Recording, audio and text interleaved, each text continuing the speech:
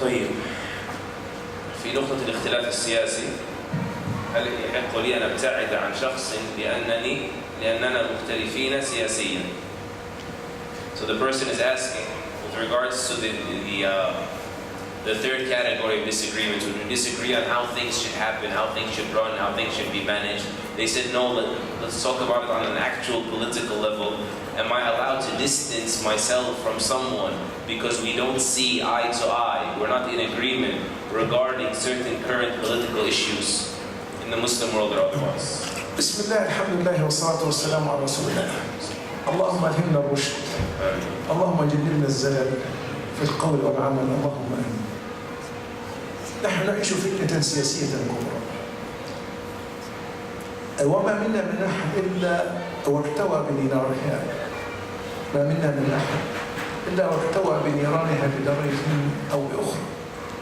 نعم، وأنا أرجو إخواني ألا تنقلوا حرائق الشرق إلى الغرب، ألا ننقسم في مساجدنا بسبب الفتنة القائمة التي لا يزيدها انقسامنا في مساجدنا هنا حولها إلا ضراما وإلا وقودا. أنا أرجو أن تكون أولوياتنا للحرائق التي تحاصر بيوتنا في هذا البلد، لأولادنا الذين يتعرضون للضياع، لبيوتنا التي تتعرض لخطر الردة أو لخطر مسخ الهوية. إذا أردت معلما بارزا في قضية الفتنة القائم فأنا أقول لك يعني كلمة خذها مني بإجمال.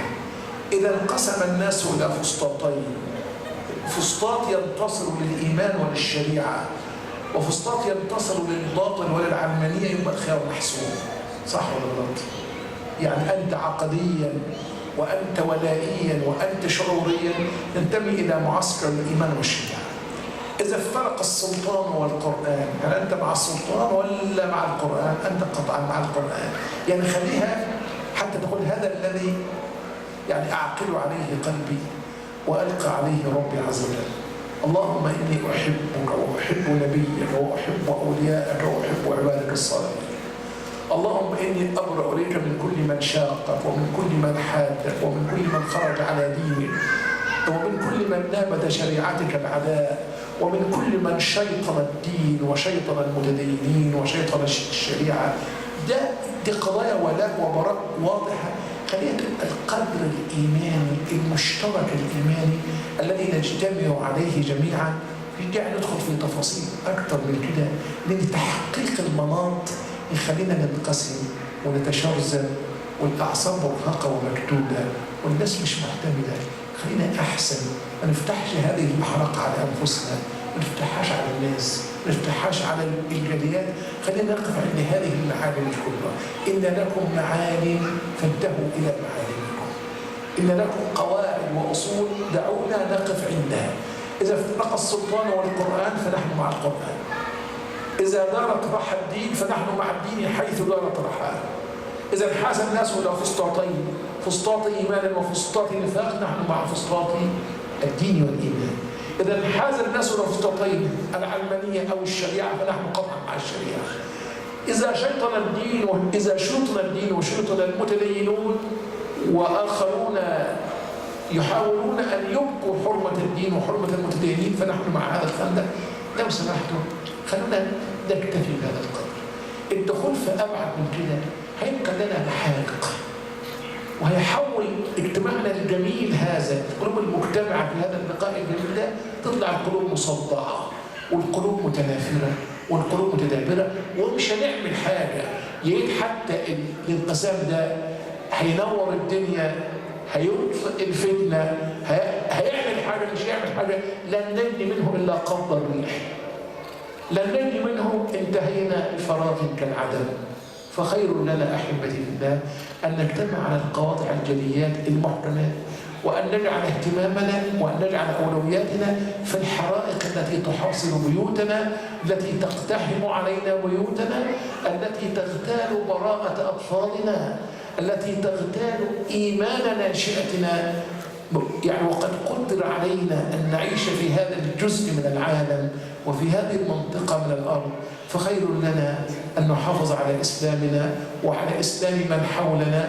إن رسالتك أن تحفظ الإسلام على نفسك وعلى أهلك وأن تدعو غير المسلمين إلى الإسلام. حفظ الإسلام على أهله الرسالة الأولى، دعوة غير المسلمين إلى الإسلام الرسالة الثانية. فتح قضايا محارق واحتقانات ومشاكل سوف لا نجني من ورائها إلا التصدعات والاحتقانات والانقسامات والتشرذمات. أعاننا الله وإياكم على الحق، نعم، وأعاذنا الله وإياكم من الباطل والشر.